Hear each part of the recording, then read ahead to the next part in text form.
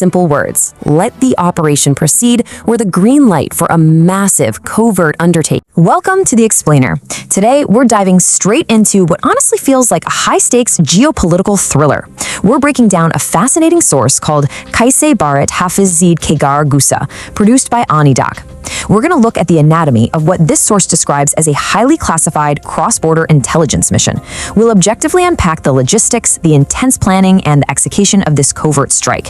Basically, we're figuring out how modern espionage actually works based on this detailed account. So let's jump right in and see exactly where this whole story reportedly kicks off. According to the source, 5 simple words, let the operation proceed, were the green light for a massive covert undertaking. Picture this, it's past midnight. The security outside the Prime Minister's residence in New Delhi is, as you'd expect, exceptionally tight.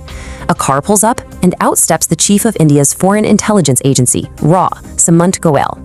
And he's carrying a thick file literally stamped with red letters reading confidential.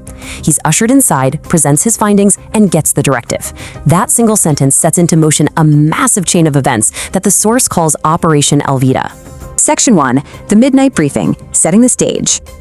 Now, this meeting represents a massive paradigm shift.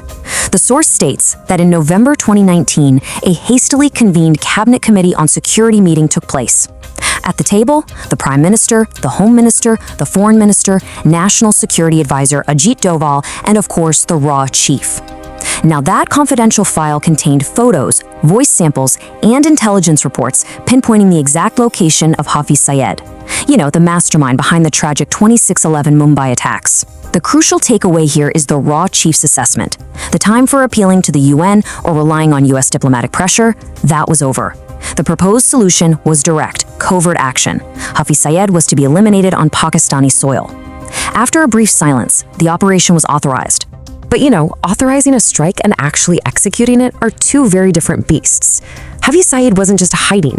The guy was living in a veritable fortress in the posh Johar Town area of Lahore.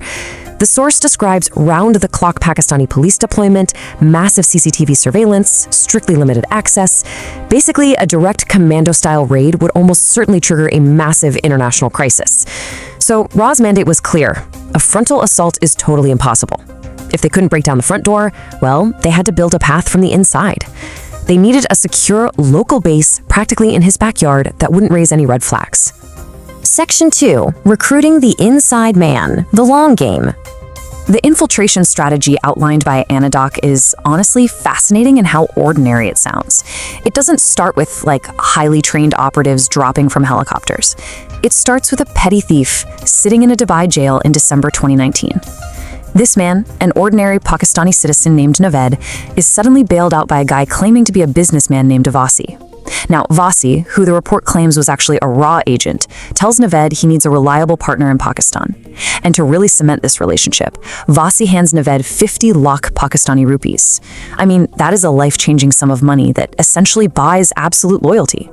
Fast forward a few months, and Vasi tells Naved to rent a very specific property in Lahore, house number 120 in Johar Town. Completely unbeknownst to Naved, this house is located exceptionally close to Hafiz Saeed's compound. For the next 6 months, the source claims RAW agents used this exact house to meticulously track every single movement, every visitor, and every routine at the target's fortress. But you can't just watch forever, right? Passive surveillance eventually has to pivot to active execution.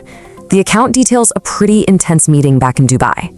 Vasi calls Naveed and just drops the whole businessman facade. Using a cover story about working for someone seeking revenge for the Mumbai attacks, Vasi asks Naveed to actively participate in the assassination of his high-profile neighbor. At first, Naveed flat out refuses, but then Vasi puts an absolutely astronomical offer on the table: 15 crore rupees, plus the promise of relocating Naveed and his entire family to the United States. Driven by this crazy mix of fear and greed, Naveed agrees. The money gets transferred, and suddenly they've passed the point of no return.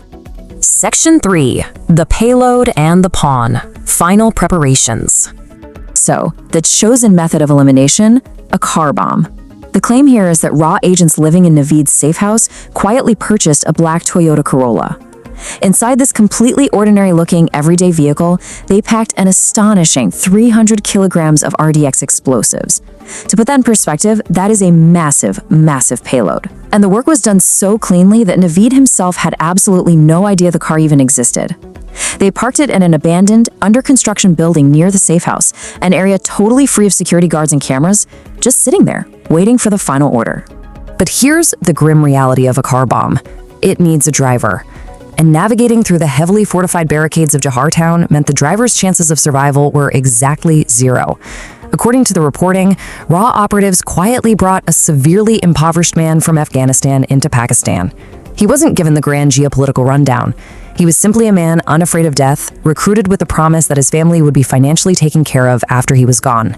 He became the final expendable piece of this incredibly dark puzzle.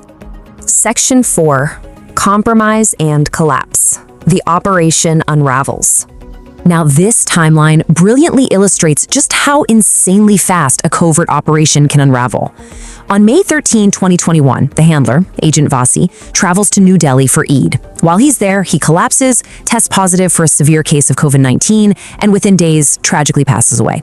This completely blindsides RAW. Vasi was the primary link holding this entire network together.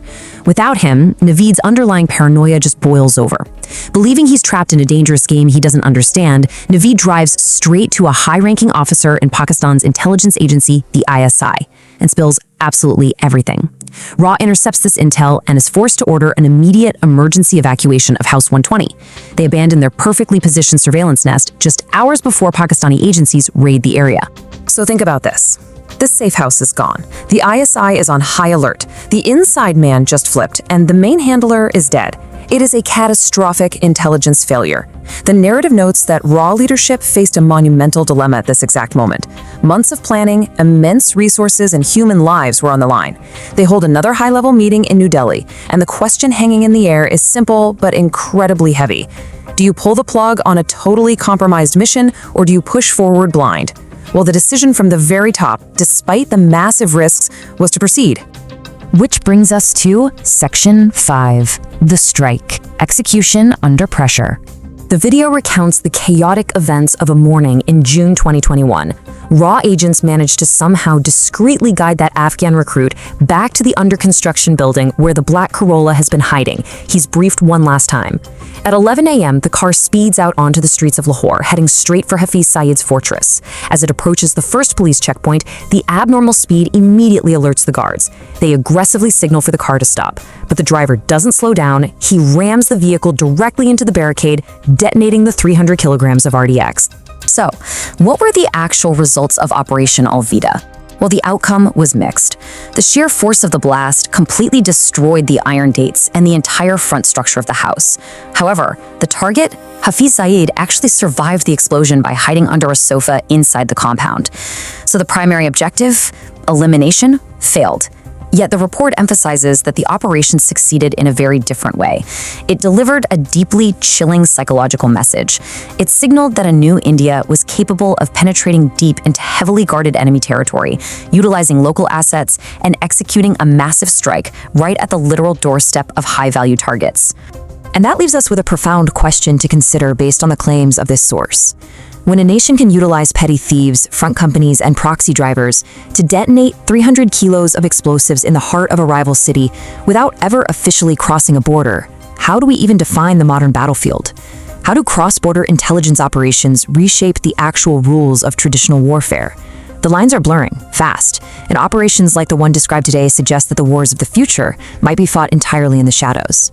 Thanks for joining me for this explainer. Keep questioning, keep analyzing, and I'll catch you in the next one.